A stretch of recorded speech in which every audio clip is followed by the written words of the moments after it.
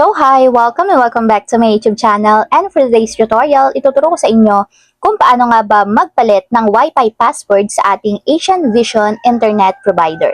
But first, kindly subscribe to my channel and don't forget to hit the subscribe button and the bell to notify you for my new updates. And if you want to learn more, just keep on watching and let's start. So ayan guys, for today's video, i-open lang natin ang ating Google Chrome browser. So, open lang natin, guys. Then, pagka-open ng ating Google Chrome, so, ita-type lang natin or isi-search lang natin is itong number na to. So, 192.168.18.1. So, ito guys, yung inyong ita-type na number or isi-search ninyo sa Google Chrome browser. So, i-search natin, guys. And ayan guys, pagka-open ng site, ganito yung lalabas. So, kung makikita nyo, required dyan ng username and password. So, para malaman nyo guys, yung username and password, ang kailangan dyan is i-message nyo yung pinakang Asian Vision sa Facebook. So, ipipm nyo lang siya guys through chat and itatanong nyo lang yung username and password ng kanilang network para ma-access natin yung ating Wi-Fi. So, kailangan nyo guys i-PM yung mismong Asian Vision to make sure na meron talaga kayong account sa kanila kasi hindi pwedeng basta-basta na lang kayong mag-access ng Wi-Fi na wala naman kayong account sa pinakang Asian Vision. So for security purposes din yun guys, para kayo lang yung makaka-access ng inyong Wi-Fi. So kung nakuha nyo na guys yung username and password kay Asian Vision, so dapat piniem nyo sila or message para makuha nyo. So lagay nyo na yung username and password. So ayun guys, after yung may lagay yung username and password, tap na natin yung login. So, ayan guys, pagka-open ng pinakang site ng Asian Vision, ang gagawin nyo lang dito guys, sa pinakang homepage, itap nyo lang yung advance. So, ito yung pipiliin nyo.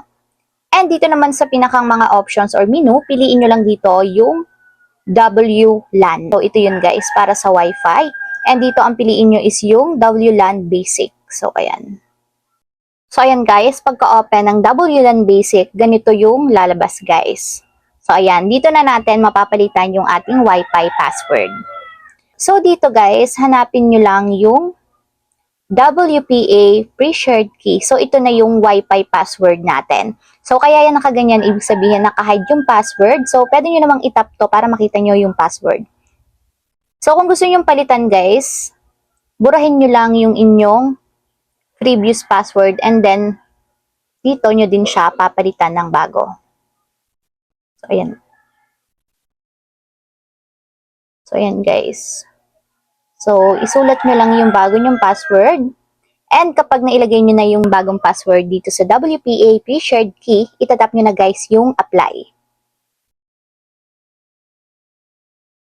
And ayan guys, pagkatap ng apply, automatic yan lahat ng mga nakakonect sa inyong Wi-Fi network or sa Asian Vision provider is madidisconnect lahat since nga bago na yung Wi-Fi password and pwede naman ulit silang kumonect kapag ginamit na nila yung bagong password na ipinalit ninyo.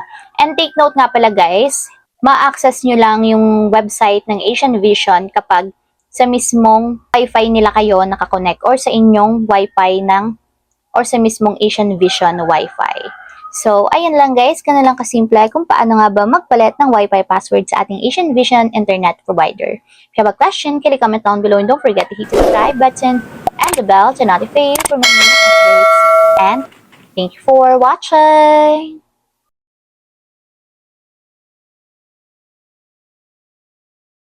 Living life, every day, late at night, not okay.